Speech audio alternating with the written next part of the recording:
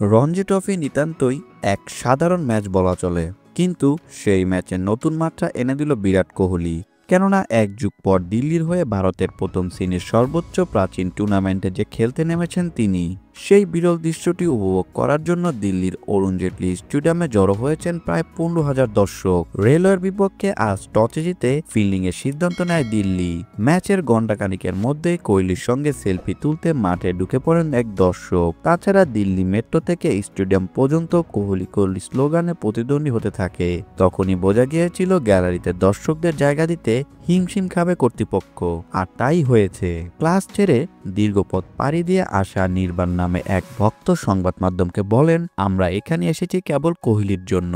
ক্লাসে অ্যাটেন্ডেন্স না হয় পরে সামাল দেওয়া যাবে, কিন্তু কোহলিকে বিনামূল্যে দেখার সুযোগ হাতছাড়া করা যাবে না। অরুণ জেটলি স্টেডিয়ামে 16 ও 17 নম্বর গেটে স্থানীয় সময় সকাল 7টা থেকে লাইন ধরতে শুরু করে দর্শকরা।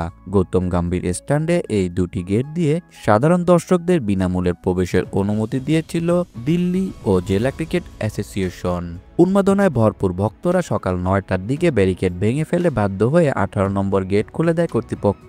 উন্মাদনার মাঝে পুলিশের সঙ্গে ধাক্কাধাক্কি দস্তাদাদিতে জড়িয়ে পড়েন কিছু দর্শক। ভিড়ের মধ্যে পড়ে 5 বছরের সন্তানসহ আহত হন এক দম্পতি। তাছাড়া এক পুলিশ কনস্টেবল পায়ে চোট লাগায় তাকে ব্যান্ডেজ করানো হয়। এমন ঘটনার পর স্টেডিয়ামে বাড়তি নিরাপত্তার জন্য 1 ডজন কমান্ডো পুলিশ রাখা হয়। মূলত কোহলির ব্যাটিং দেখার আকাঙ্ক্ষা নিয়েই স্টেডিয়ামে হাজির হয়েছিলেন এত দর্শক, কিন্তু তাদের হতাশ করে টস জিতে আগে ফিল্ডিং এর সিদ্ধান্ত নেয় দিল্লি অধিনায়ক আয়ুষ বেদনি। এমন সিদ্ধান্ত তাকে অবশ্য দুয়োদুর্নি শুনতে হয় গ্যালারি থেকে। ভিডিওটি দেখার জন্য অসংখ্য ধন্যবাদ। নিত্য নতুন এমন ভিডিও পেতে হলে আমাদের চ্যানেলের সঙ্গেই থাকুন, সাবস্ক্রাইব করুন, ভালো লাগলে অবশ্যই লাইক করুন।